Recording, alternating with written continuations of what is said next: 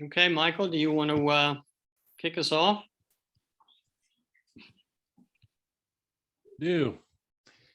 Well, good morning, everyone. Welcome to Preservation Delaware's 2021 annual business meeting. So glad every one of you could join us this morning. I know there'll probably be some more people logging in here over the next couple of minutes. But we're going to take a few minutes this morning to go over some of our past accomplishments. We're going to be looking at our financial situation. And then later on, of course, we'll be doing our election of officers and new board members. So let's go ahead and kick this off by taking a look at our current financial situation. You know, I think the thing that has impressed me over the past year or two is how we have really brought our finances back in order. I want to thank Brian Hudson, our treasurer. Brian couldn't be with us this morning, so I'm taking over the duties of presenting this. And by the way, you should have already received a copy of these latest financial reports. But I can also tell you on a regular basis throughout the year, our executive committee, our finance committee, and our board of trustees keeps a careful track on the finances. And Brian and his committee have done a great job of producing reports that are both in depth, but also give us the overall viewpoint. I think the most important thing that I'd show you about our year ended in July of this year is that we finished with $23,000 under budget. And this was due largely to really careful management of our expenditures. And even though we've expanded our presence online and undertaken some significant projects over the year, added some staff members with the addition of an administrator, Tim Pankos, to our staff, along with Jay McCutcheon. We finished the year, our fiscal year, in good financial shape. Now let's look at our current budget.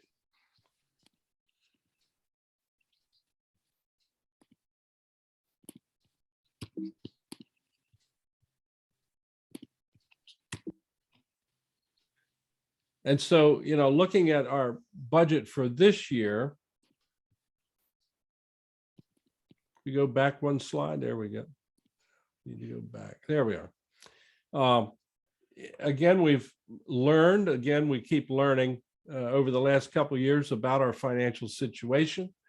And so we've seen that we can actually reduce our budget a little bit. And so this year's budget is a little less than it was in the previous year.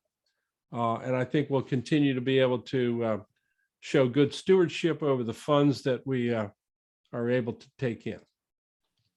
And so let's look now at our current position on cash. And I think you'll see that I know that Brian is trying to keep a good cash position in our checking and money market to continue to meet our obligations for upcoming expenses.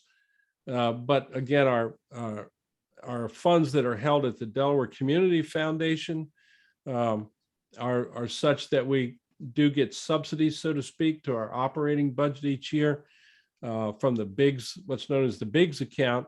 And also our Marion Coffin Garden has a fund that's devoted to its expenses as well. And that has worked out very well to subsidize, again, the income coming from the garden. And I'll mention all of these things here in just a moment or two.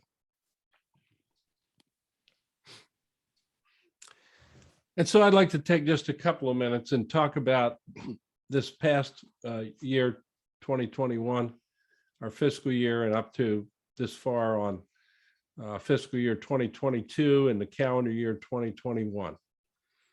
First of all, let me say I've really enjoyed being president of Preservation Delaware. It's been challenging at times. And, you know, I want to say that many of you have probably experienced what I experienced way back when I walked into a meeting of PDI's board at Wesley College, and we saw that we needed a new president. And I uttered those famous words, "Why, sure, I'll take over until you find somebody to do this job as president," end of quote. Well, here we are a couple of years later, and through a pandemic, I've learned that team building and expanding participation has been a success story for Preservation Delaware.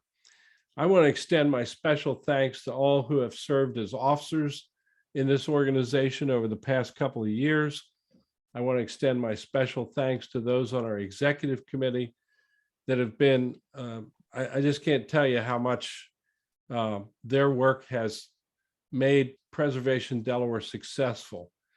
I hope that I've been the team leader that has brought together these successes, and those challenges have been ones that we've overcome together.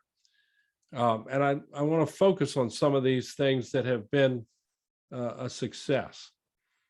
And the first I want to mention is one that we just presented today on our conference schedule this morning, the DuPont Colored Schools Oral History Project. And thanks to Dr. Abdullah Muhammad, the project director for this, and also to the African American Task Force that initiated this project and assisted in so many ways towards its success. I also need to recognize Dr. Brad Skelcher and Dan Parsons and Tim Pancoast and Jay McCutcheon too, all who supported this history project. I believe it's really marks a new high for Preservation Delaware in illuminating those parts of Delaware's history that have gone unrecognized and undercovered. And we're uncovering these parts of our history all the time, particularly for those in our citizens, minorities that have been underrepresented in our history in the past. And these African American schools and the oral histories that illuminate people's experiences there go a long ways to writing a new chapter in Delaware's history. I'm very proud of this success, and all those who assisted. I think you can take pride in this project as well. The final report will be coming out soon when its review at the SHPO office is completed. And I'm looking forward to pushing ahead to expand this effort in the future and to bring the results of this project to Delawareans in general and to our schools in Delaware particularly. Also want to mention the Marion Coffin Garden, who's back on its feet again. When I came in as the president, one of the first things as an old horticulturist I wanted to do was to visit the garden. And I have to tell you that April when I walked in, it was a disaster. And I have to tell you that Jules Brooke, Dr. Brooke, and her leadership of our garden committee over the past couple of years has not only brought back the garden to a really resplendent state, but has put it back on its feet in a number of ways, including financial and horticultural. I'm impressed with what the garden looks like now. We've got a new caterer that handles big events at the garden, Jamestown Catering. And in general, with the help of Tim Pancoast, Dr. Brooke has brought this back to something that we all can really be proud of. I hope each of you on this call today will take an opportunity, perhaps even this fall or in the near future, to visit the garden and see what actually is a transformation that's taken place. Then I want to mention what I call, of course, I can't give up entirely on my agricultural background. I'm calling it plowing through the pandemic webinars. And I want to look especially and recognize Alex Tarantino for her outstanding work, not only in the most recent webinars, but those down through the year that have really been the mainstay of bringing Preservation Delaware back to the attention of people all over, hopefully not just in Delaware, but now that we're online, of course, many hundreds of people have participated in these webinars. And I think it shows the way forward for how our influence and our impact in Delaware and beyond can continue and expand. So we were able to go through a pandemic using online approaches. I think we're become more and more capable in that area.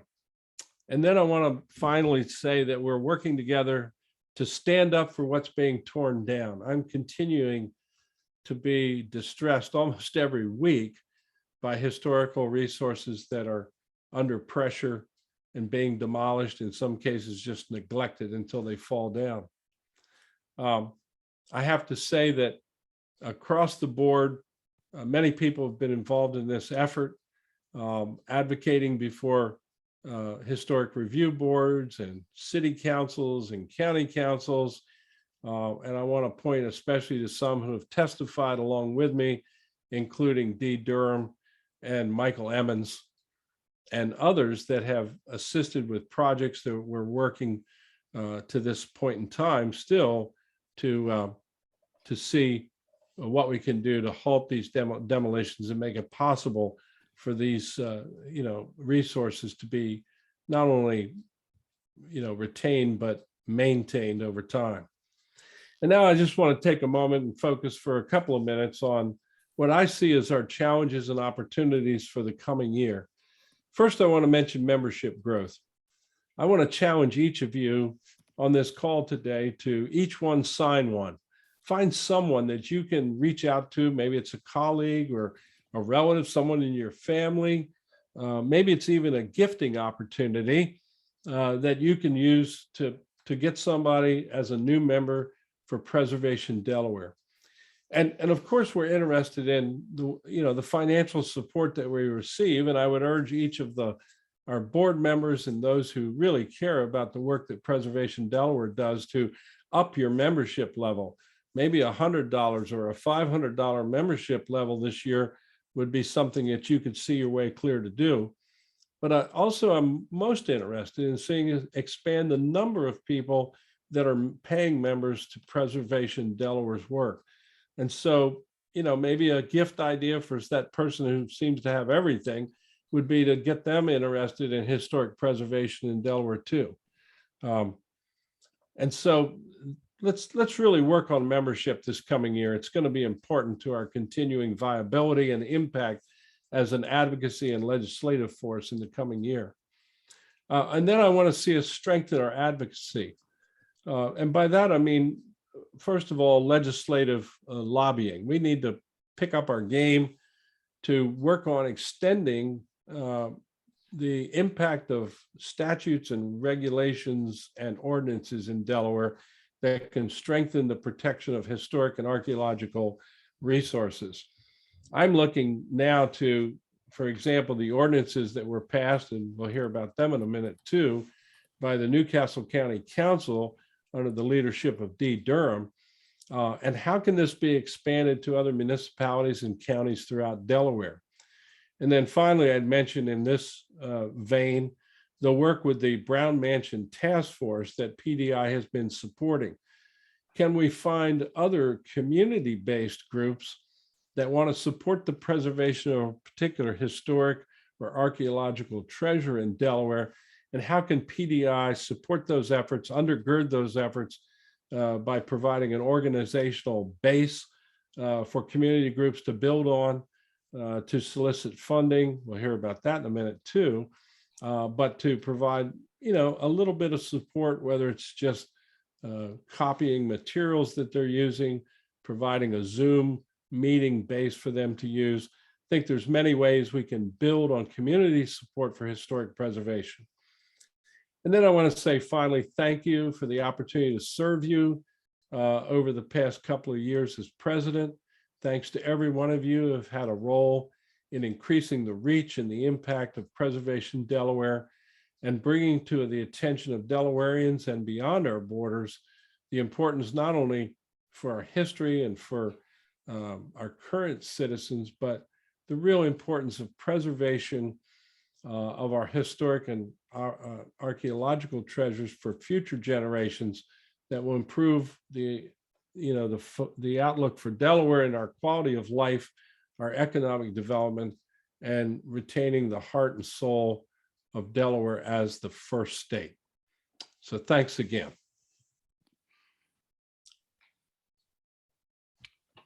And on that note, Michael, I'm going to turn this over to Dee Durham and Mike Emmons for a little something special. Yeah, Mike, it's funny you mentioned that day at Wesley College 3.5 years ago. You anticipated some remarks that I put together here, which I'll share now.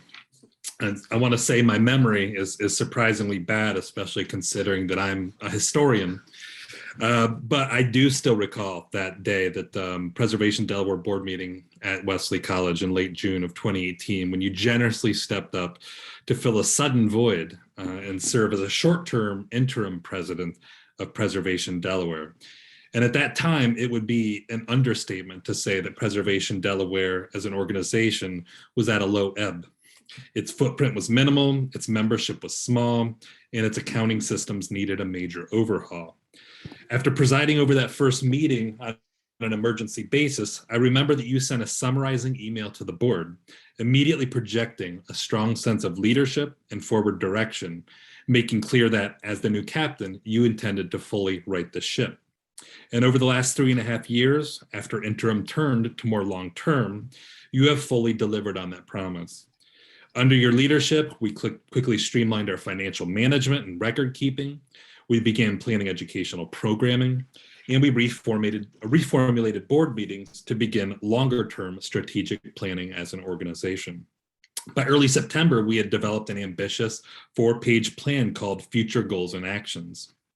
And while we might not have accomplished everything we set out to do in that document 3 years ago, Preservation Delaware has come a long way in just 3 years, due largely to the tremendous time and tremendous energy that you've personally donated to this organization. For 2 years now, we've delivered multi-day conferences full of informative sessions and synergistic conversations like we just saw wrap up this morning. You've led the charge in several high-profile fights to save Delaware's historic places from demolition, including the Houston House and the Brown Mansion. You've shown up on countless evenings, and I know because I've seen you there, at city halls and county historic review board meetings to be our voice in advocating for common sense preservation solutions. You've also worked hard, often behind the scenes, to push for systemic change at the state and county levels. You helped oversee an important grant project under PDI, the African American Task Force DuPont School's Oral History Program, which we just witnessed the fruits of in this morning's presentation. You more strongly reconnected the Delaware Preservation Fund to Preservation Delaware, serving as its treasurer and seeking additional funding and new ways to make that program impactful.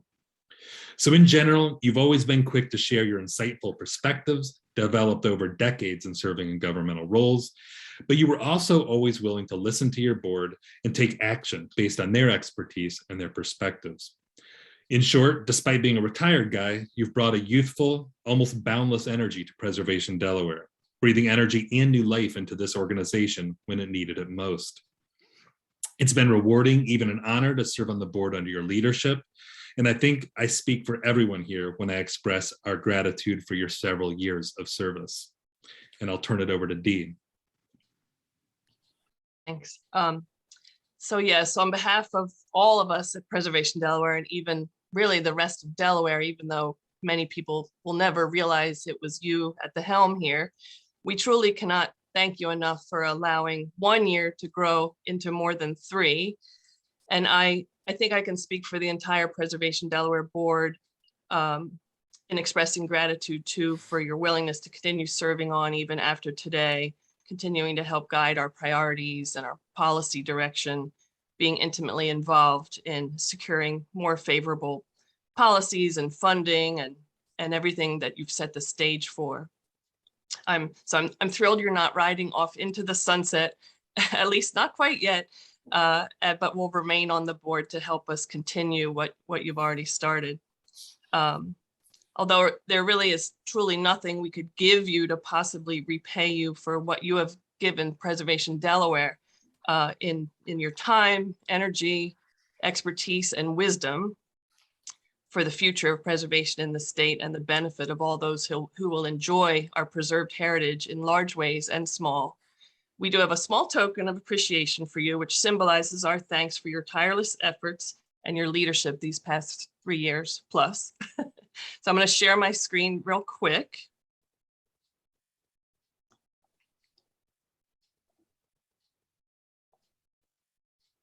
Hopefully you can all see that. And actually I have have the little token right here with me that I will get down to you at some point. This is one of the drawbacks of being online, but we hope that we have a gift certificate for you for Cantwell's Tavern so that you and Joan can enjoy a dinner out with all the free time you're now going to have. And the small token weather vane will serve hopefully as a joyful reminder of our thanks, recognizing your great achievements in farmland preservation, as well as historic preservation through your service as Preservation Delaware's president. You ably kept us on the straight and narrow, and with the solid groundwork you have laid, we will continue to plow ahead with your help and seek to harvest the returns of all your hard work, planting new seeds and initiatives. Because of you, the wind is at our back. We are on solid ground once again, and I'm confident Preservation Delaware will continue making great strides in the next few years with you still at our side. So thank you, Mike, for everything. Thank you, Mike. Well, thank you guys. You know, it has been challenging, but really overall it's been a joy. And, you know, to Mike, one of Mike's comments, or somebody, I'm getting older, is, you know, it really has kept me youthful. I enjoy this work. And I point back to, you know, my farm background. My dad was not one to rest. And so I learned early on that hard work pays off. I've made up for other deficiencies by working hard, and I appreciate your thoughtful and kind comments. I hope I can continue to add to Preservation Delaware's work, and I appreciate every one of you. I truly believe that it's been a team effort. I thank you for all that you've done, and thank you for the kind words. I can assure you, I appreciate them very deeply. It means a lot coming from the people in this organization that I respect for your commitment and love of our history and of its people. And that weather vane, you know, as my first thought, Dee, is one of the things I've told you I like to do is work with the legislators in Dover and other places. And you need a weather vane to find which way the wind's blowing when you go into Legislative Hall. And so I may take that with me when I stand out there in the lobby and one of those columns and do some lobbying.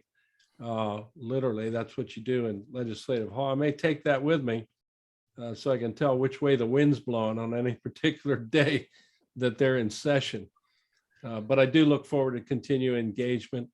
I appreciate the gift. I know Joan will love going to Cantwell's. We love going there, particularly when it's a little cool and you can sit by the fireplace. It's a great place in a nice old building there in Odessa. So thanks again. I appreciate the kind words, and I appreciate all the cooperation and support I've received over the past 3 years. And you know, it doesn't seem that long ago, Mike, that we were sitting in Wesley College. Time flies when you're having fun. Thanks. Thank you, Mike.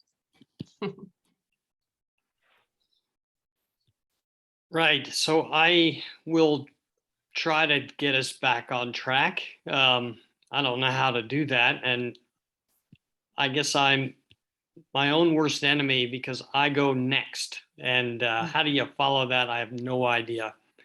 I will say also, since I have the mantle here, that I didn't think I could have a mentor, that I was too old for that. And I was mentoring a lot of younger people. But Mike has really been fabulous in terms of me learning and expanding with this organization. We used to meet on the phone every week and talk about a few things. And he always would have some story that his father would say that he remembers. I won't go in and bore you with those. But one of them used to be, if you can't be rich, make sure you have rich friends. or those kind of anecdotes that led up to wisdom that he instilled on me. So I appreciate it very much. So what I'm going to try to do is give you a little bit of the last year in terms of the organization, the administration and program side of the of PDI.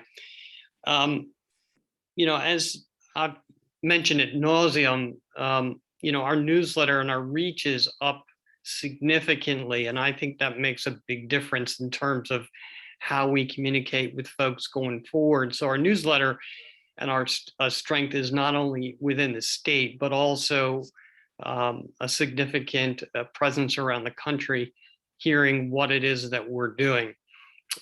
We have a strong hold on workshops. There were over 190 people that were registered for the conference, which I think is a testament to all of you in terms of putting the schedule together. And certain shout out for Layla and Alex for making things happen.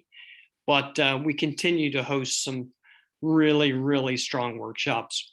Our annual conference, is this being the second online, has been really good. And obviously the DuPont Colored Schools Project, we've talked about that a lot of different people, but the importance of that to this organization and to this state can't be overstated enough. And I think what's been accomplished with that project is just incredible with Dr. Muhammad and Mr. McGrath. I think we've done well with grants. We have had the opportunity. One of the few benefits of the pandemic is that we were a recipient of a couple of grants to help us with the transition from live activities to online. So that continues to go. I think some of the weaknesses that we've had, which you know about, Delaware is a relatively small state and our staff resources are a little tight. And you can see there, Maryland and Virginia have significant amount of people to do different things. And I think that's one of our big weaknesses up to this point. We have not cracked corporate involvement, and I think that's an opportunity for us to go forward. And certainly our membership, as Mike has mentioned previously, needs to grow significantly. The good thing is the opportunities that exist for us. We have just started and scratched the surface of sponsorship and partnerships. As you notice, Tetra Tech has been involved in the existing annual meeting, and that is something that we're just embarking on, and I think there's an opportunity for that to grow significantly. Grant money is still out there and available, as you know.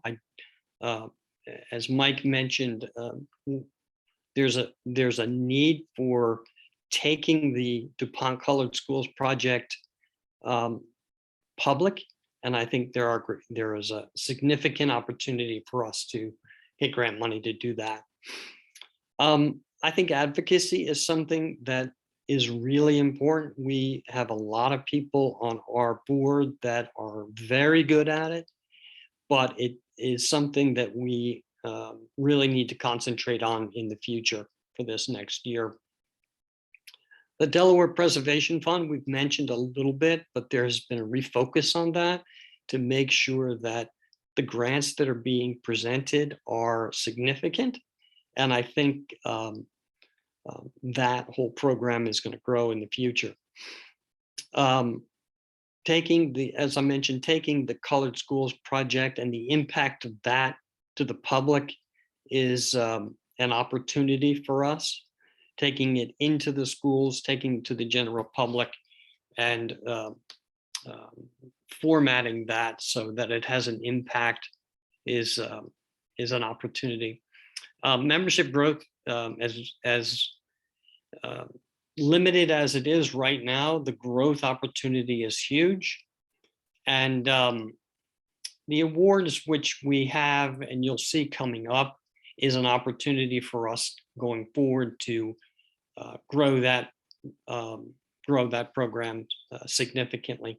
I think threats, certainly, I didn't want to list too many of these, but the ones that are the most concerning, which we all deal with on the development side, certainly down here in Sussex County, there isn't any farmland that isn't under threat in terms of development, and buildings themselves. And COVID-19 continues to weigh heavily on us, and prohibits a lot of the interaction, limits a lot of the interaction, the physical interaction that we have. So that's certainly a threat going forward. On that note, I do want to turn it over to Tim Pankos. Tim has been a great addition to the organization. I don't think people realize the amount of work that is necessary administratively to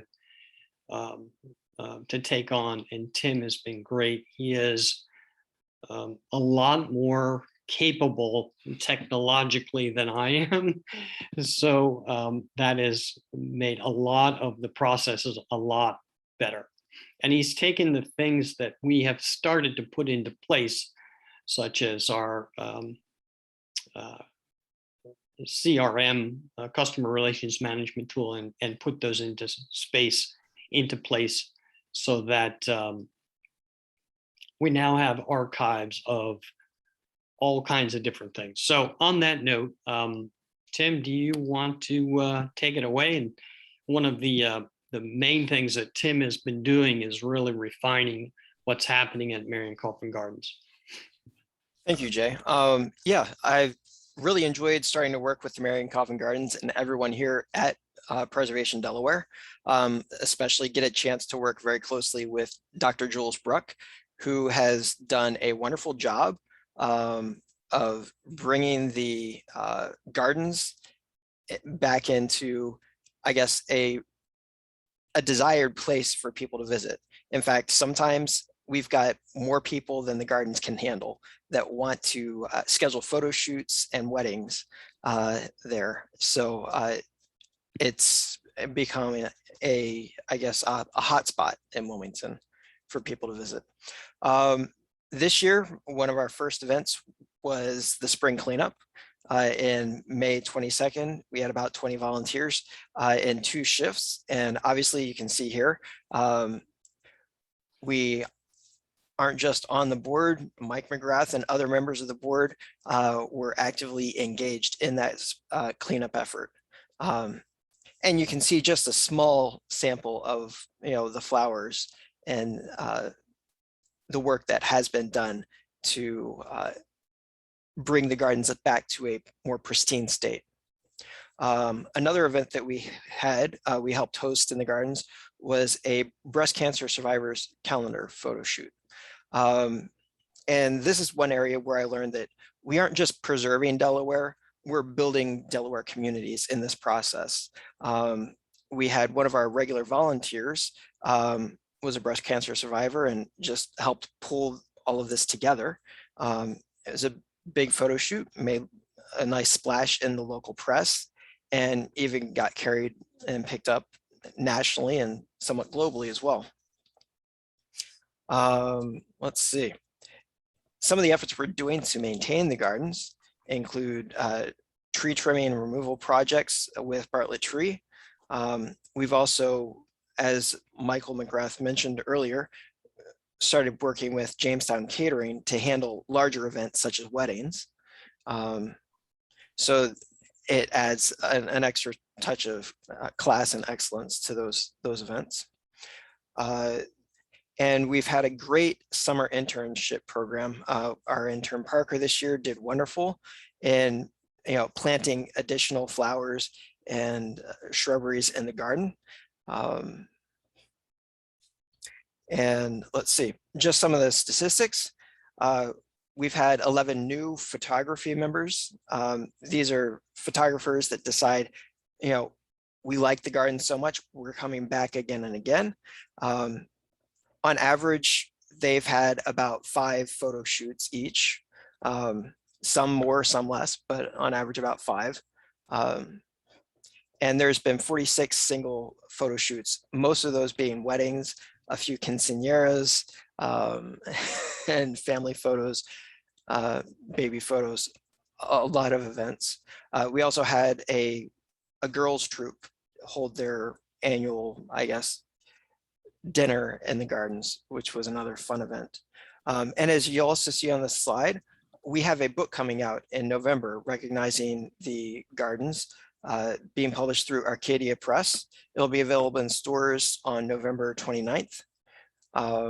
And it's been a great effort by Dr. Bruck and others to pull together pictures and information for that book. We look forward to having that go public.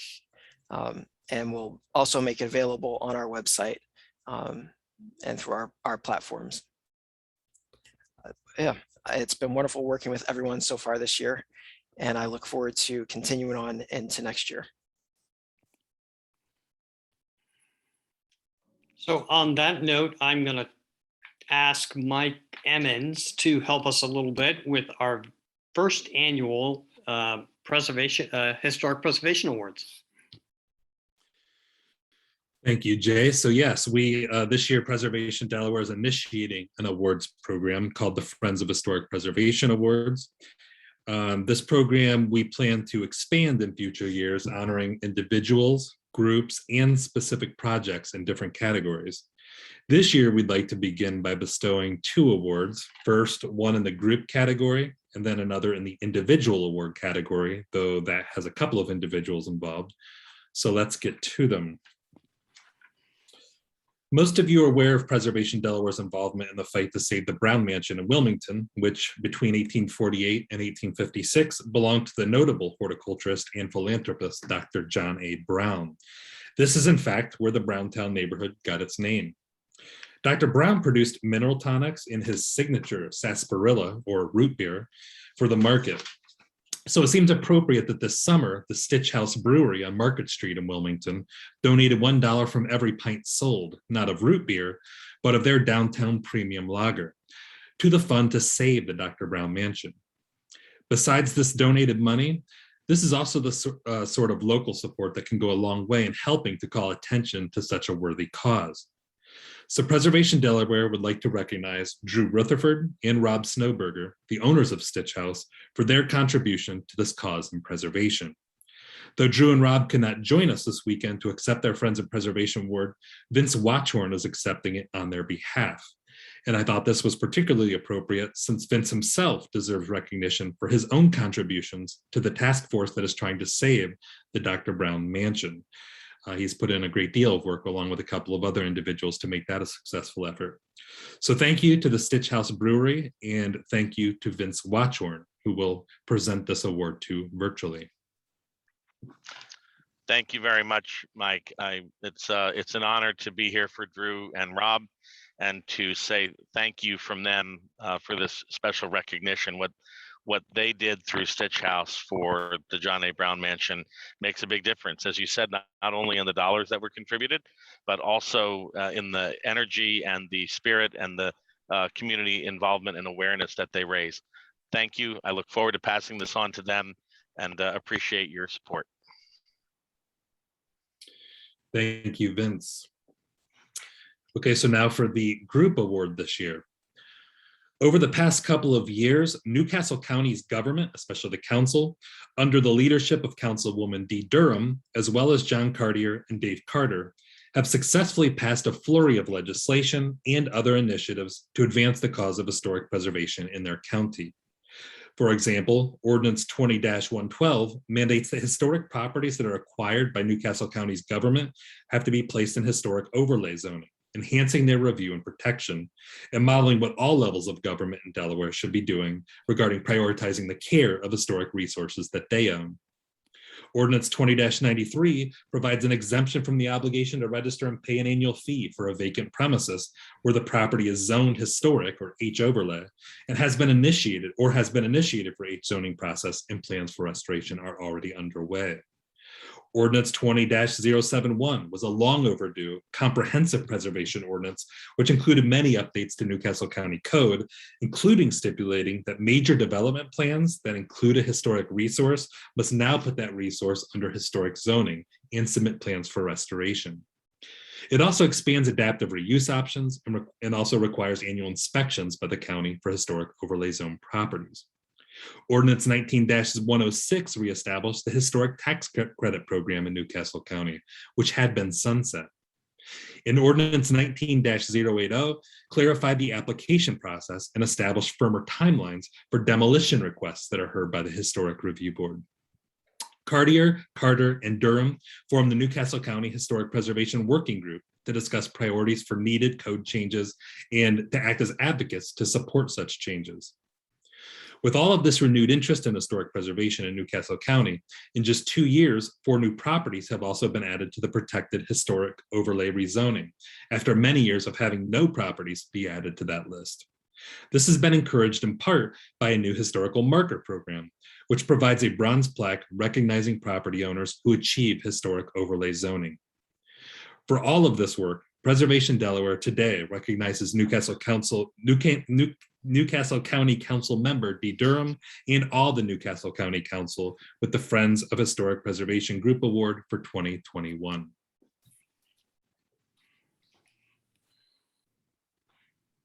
Michael, thank you. And thank you to your committee. I look forward to sharing this with all my colleagues and hope that you or someone from Preservation Delaware would be willing to come to our next council meeting and present it to everyone. Thank you.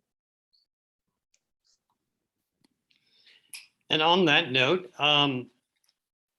Wade Katz is going to preside over board nomination, board and officer nominations. And we're a little bit challenged because we're doing voting online, but under the trusty guidance of Alex Tarantino, I think we can make this happen. So Wade? Thank you, Jay. Alex, I think the next slide is our vote. So we want to, I'm sorry. I guess our next slide should be the vote. So we need the vote. Yes. We have a proposed bylaws change that all current members who are members of the board are able to vote on. Those bylaw changes were sent to you all. We've received no comments, so I think it's time to take the vote. And as I understand it, we should all be able to do this by just voting yes or no, and then tabulating that. So I'm calling for the vote, and I think I need a second probably for that. Second. Layla seconded that. There's no further discussion. I'll call for the vote. Right. And we do have some responses coming in. I did not get, do you have a number? I did not get to count. Let's see how many trustees are on today. This is only for current board members, not the new board members coming on. All right. Well, we do have, so we've got 12 responses in. I think that number sounds about right here. So I'm going to end poll, share those results. So it was a unanimous yes. Very good. Thank you. And then I think, Jay, we can move to the next. Right. So let's first recognize the service of our rotating off or having or resigned board members. We have Mike Falstead, Terry Lottman, Lee Rivas Plank, and John Matejko. We want to thank them for their service on the board over the last several years. It's been a pleasure to work with them, and it's always valuable to have people serving on our boards from throughout the state.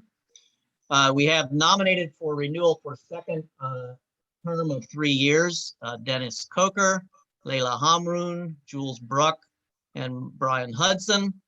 And then finally nominating for a renewal for a third 3-year term, Mike McGrath, who will be, that's in our bylaws change, and Barbara Warnell. So I don't think there's a vote on that, or is there a vote on that? There is. There I is. do. All right. Yep. So first we have the second or third term. So I'll go ahead and launch that. Okay. So I guess I'm calling for a vote on the Dennis Coker, right? Yeah, Yeah. Dennis Coker, Layla Hamroon, Jules Bruck, and Brian Hudson. Second and third term, right?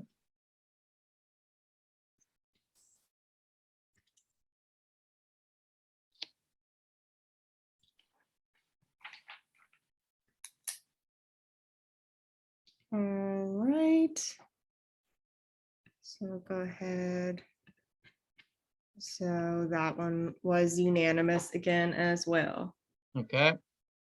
And I called for that vote. Did we have a second on that vote? I should have requested that.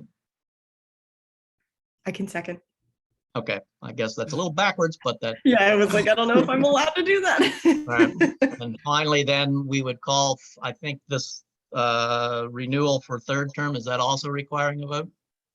All right, so I'm moving that we vote on nominations for the third 3-year term. I'll second. Thank you, Layla. All right, go ahead and launch that.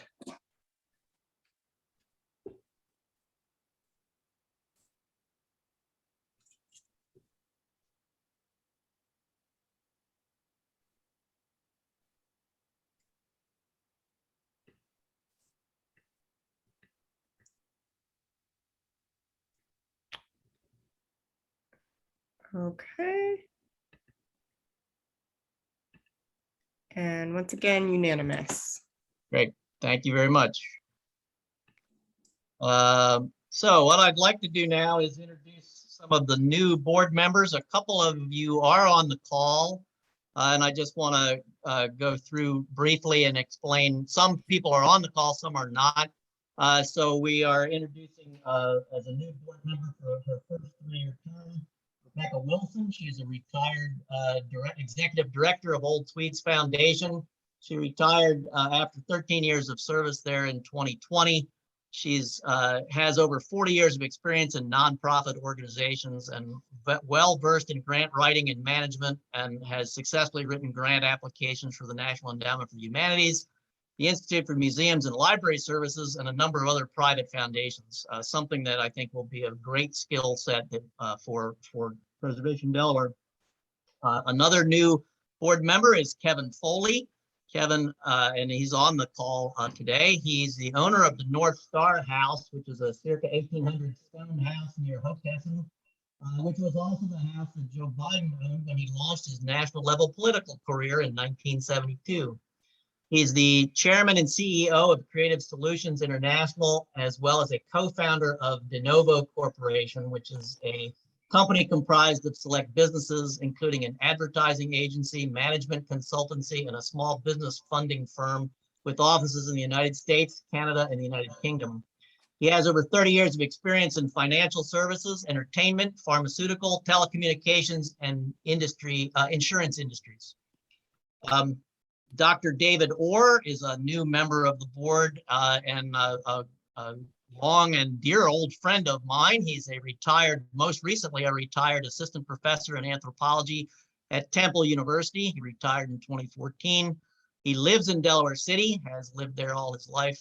He is had a long and distinguished career as a National Park Service supervisory archaeologist, mostly as the regional archaeologist for the Mid-Atlantic area, which has developed enduring interests in battlefield and urban historical archaeology, working at Gettysburg, Fredericksburg, Jamestown, Valley Forge, Fort McHenry, and many, many others. He began his teaching career in 2006 at Temple, although he has also been an adjunct at the University of Delaware. At Temple, he successfully obtained funding for the Northampton Township in New Jersey to conduct work at the archaeological site of a large African-American community called Timbuktu, and for other research projects for his students as well. Dave is going to be a remarkable addition to our board, I suspect.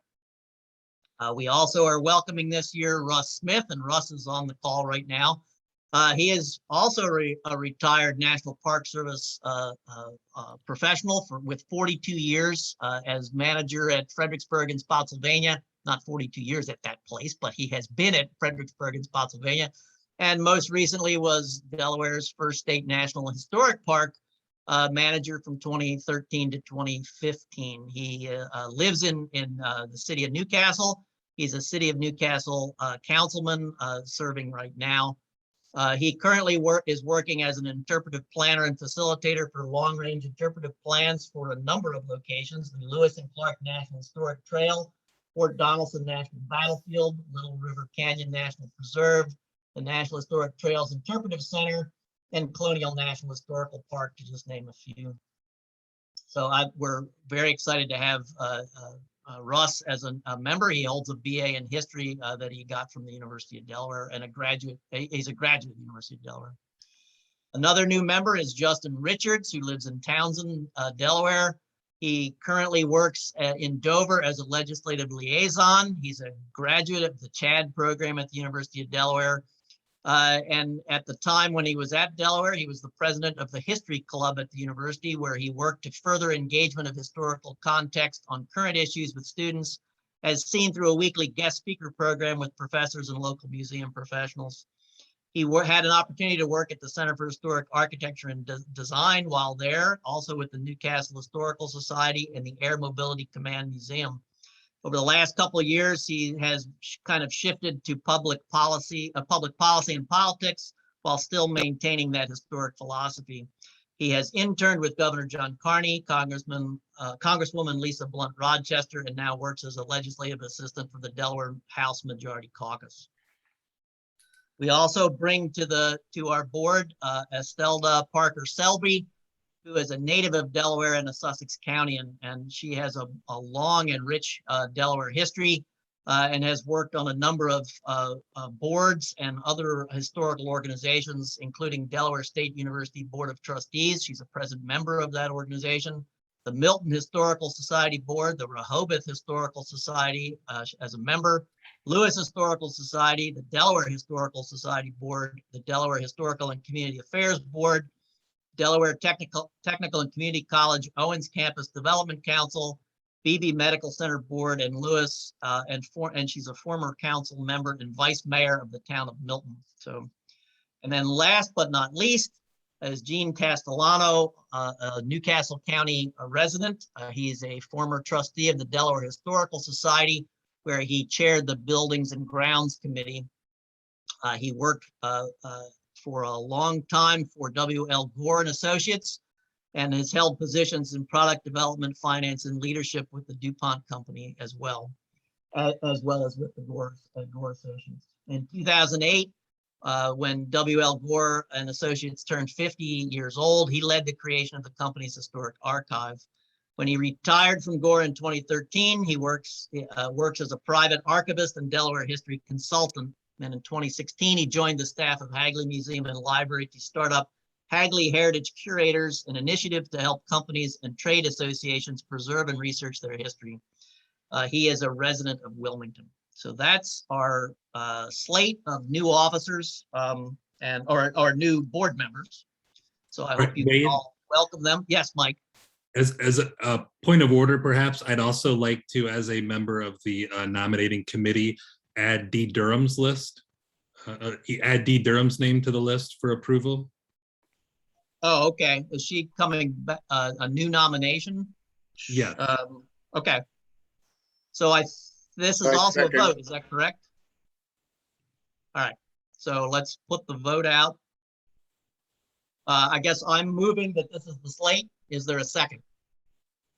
Second, with Dee Durham's name added. Thank you, Abdullah.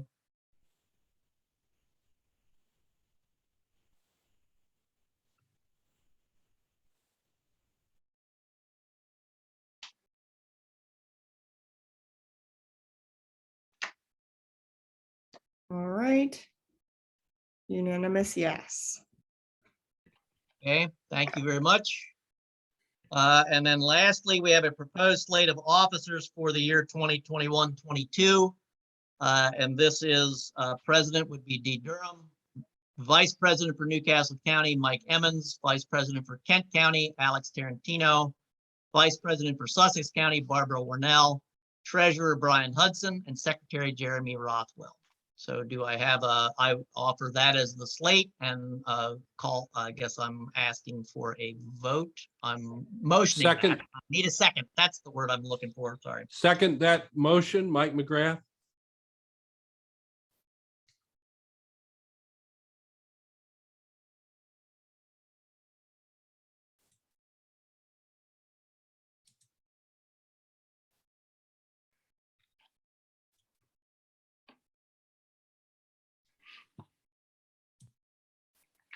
Boom.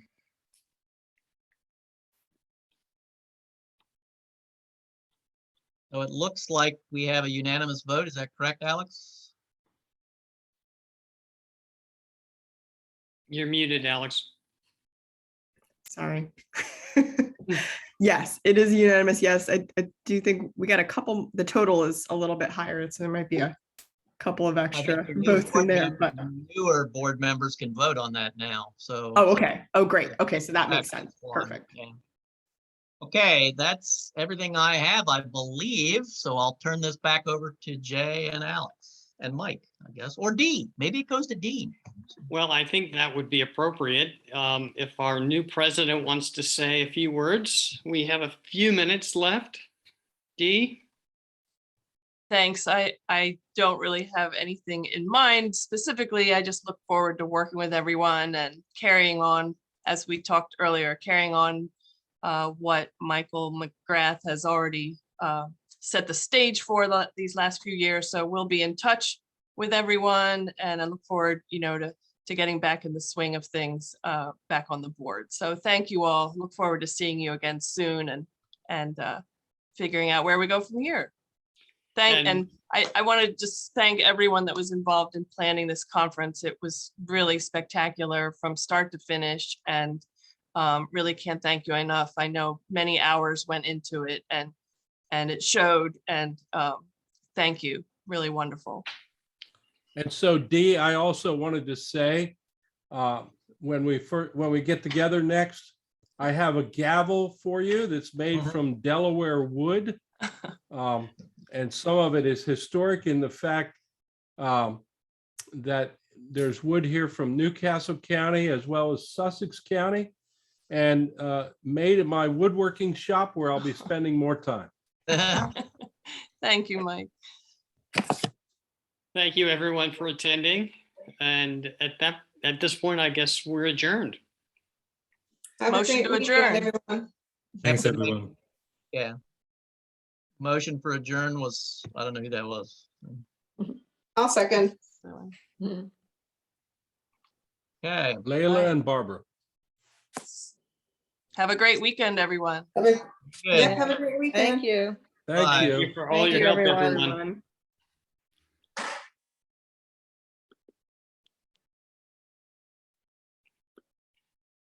Thank you, Mike. It's Alex, you want to bittersweet. turn off the recording? Yeah. Sorry.